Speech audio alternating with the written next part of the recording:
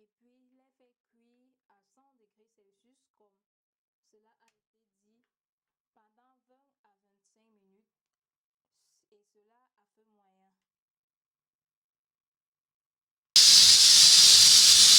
Donc, une heure de stérilisation après, nous allons arrêter le feu sur notre gélose. Voilà, afin de procéder à la prochaine étape, qui n'est rien d'autre que l'inoculation.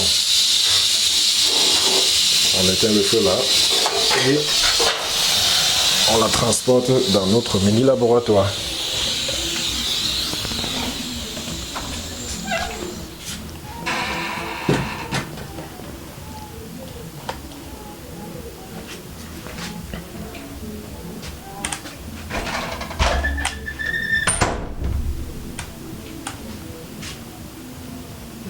Donc, une fois dans notre laboratoire, nous allons patienter que ce dernier puisse se refroidir. Donc, pendant le refroidissement, nous allons apprêter le matériel d'inoculation nécessaire, à savoir les boîtes dépétries, je ne sais pas si vous voyez là, à savoir les boîtes dépétries, le champignon. Nous allons choisir le blaireau jaune pour cette opération. Il faut préciser que c'est une opération qui marche avec tout type de champignons en fait. Donc pour nous, nous avons choisi des blaireaux jaunes parce que c'est aussi une variété que nous sommes en train d'expérimenter ici à Tchad. Donc nous allons aussi apprêter l'alcool. L'alcool est là. Nous allons apprêter le ruban adhésif. C'est là. On va apprêter une lame de rasoir, c'est très nécessaire. Voilà. On va aussi tenir compte de nos gants, d'un cache-nez et un petit mouchoir. Voilà, tout ça fait partie du matériel de stérilisation.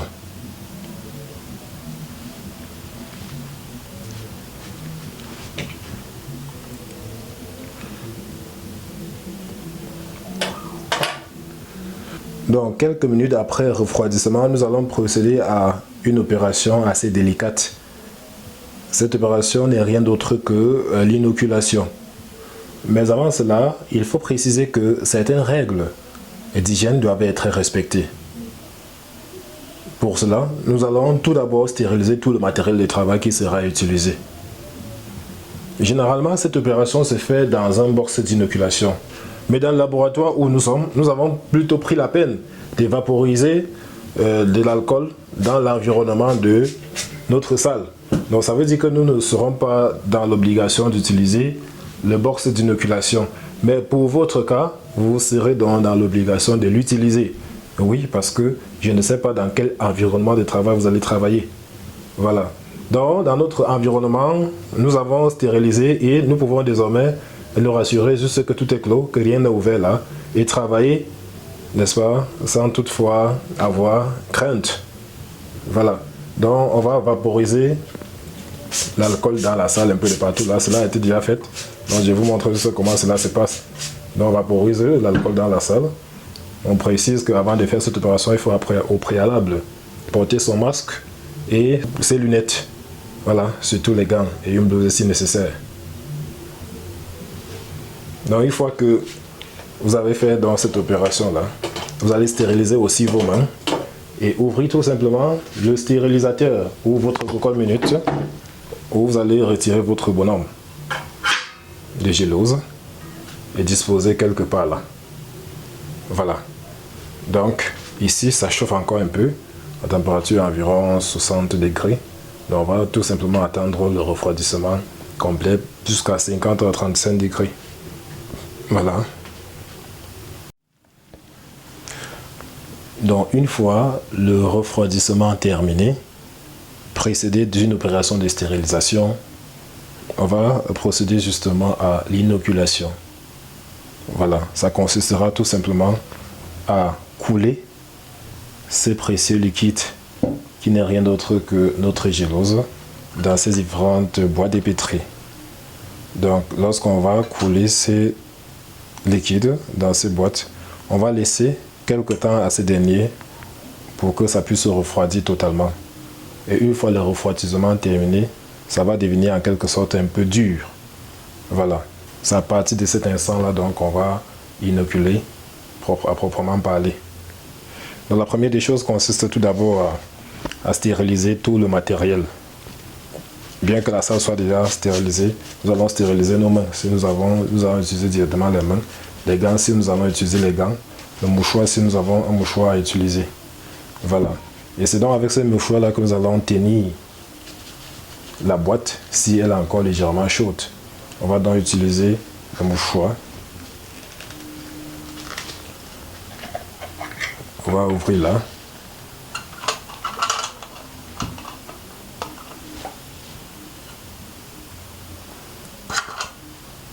Donc, ouvrir chaque boîte de pétri, couler le mycélium à moitié. Voilà, je veux dire couler donc le produit à la moitié.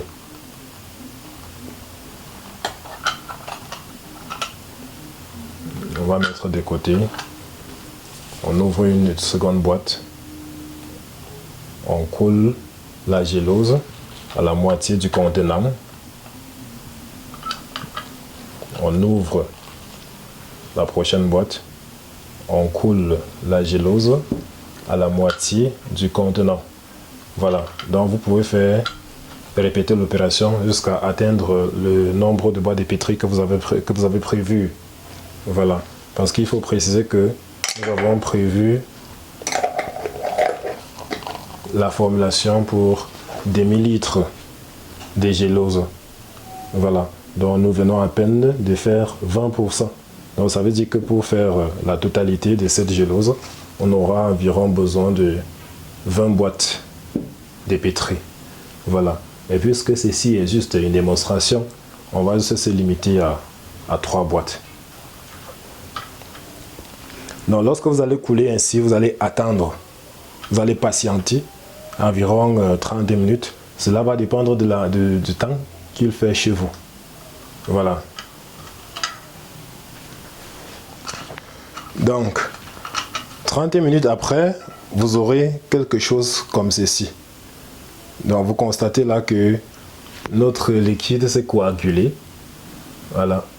Le liquide s'est coagulé. Donc, déjà, vous allez excuser là, j'ai dû changer le décor de notre table. Parce qu'il fallait que vous puissiez apprécier avec détail le travail qui s'est fait.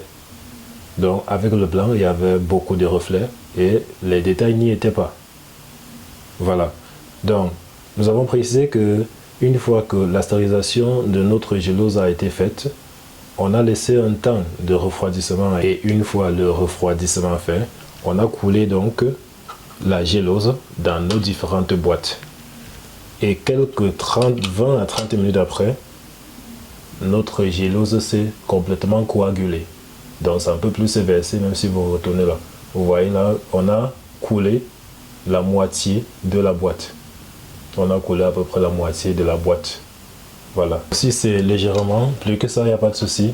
Légèrement moins, il n'y a pas de souci. Donc la moitié, c'est l'idéal. Voilà.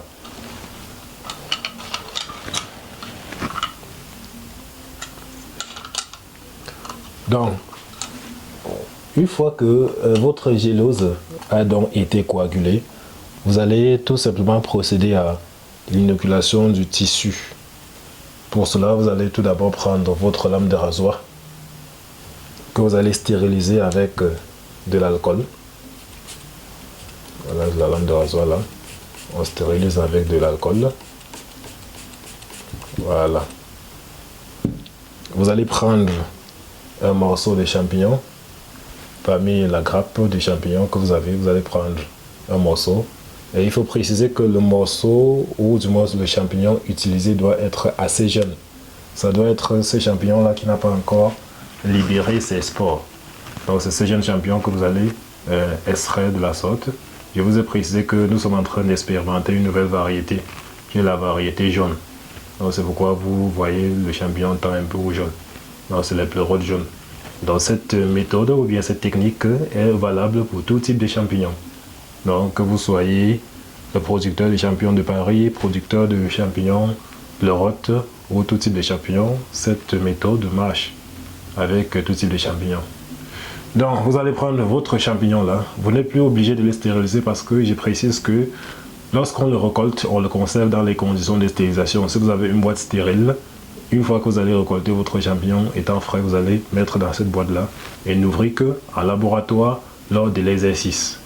Voilà, vous allez prendre ces derniers là avec votre lame déjà stérilisée, bien sûr, vous déposez sur n'importe quoi. Vous fendez le champignon de la sorte. Vous allez fendre le champignon là.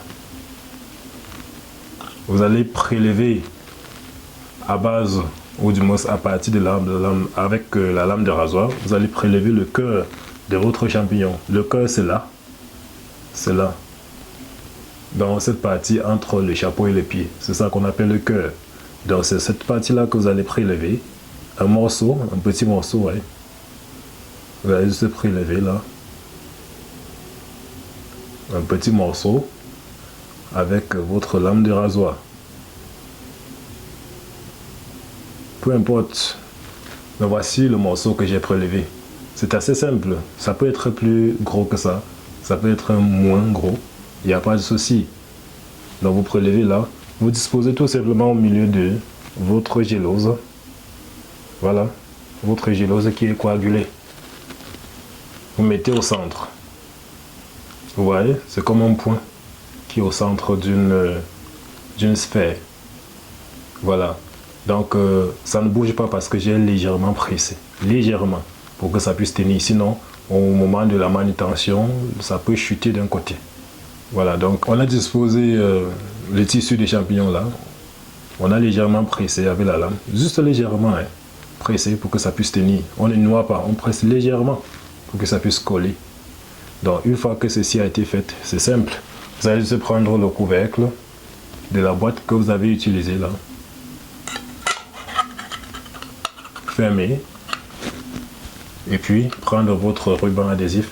Initialement bien stérilisé aussi avec de l'alcool, je précise. Tout doit toujours être stérilisé, que ce soit la lame de rasoir, la table de travail, les tissus, n'importe quoi. Pas de tissus de champignon, les tissus que vous utilisez sur votre table. Donc une fois que vous avez coulé de la sorte, la prochaine opération consistera tout simplement à prendre votre ruban adhésif là, déjà stérilisé bien sûr.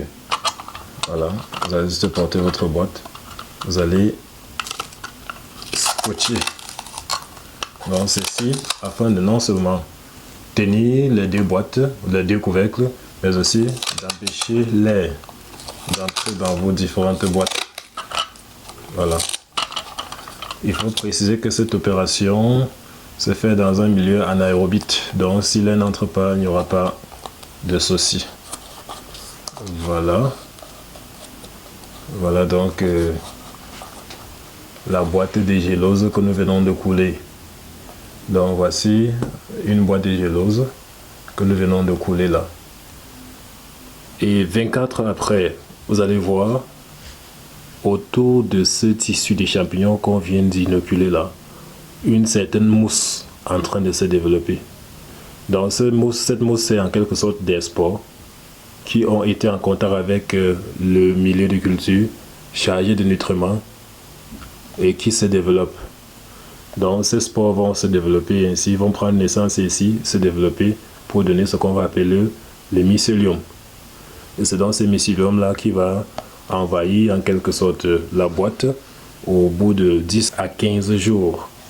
Donc, et au bout de 10 à 15 jours, vous aurez en quelque sorte quelque chose comme ceci. Donc, vous allez constater un ensemble de nuages là qui s'est formé à l'intérieur de votre boîte de pétri. Donc, vous allez voir, si je vous fais voilà, vous allez voir directement la différence entre ces deux boîtes. Il y a une boîte totalement blanche, pleine de nuages.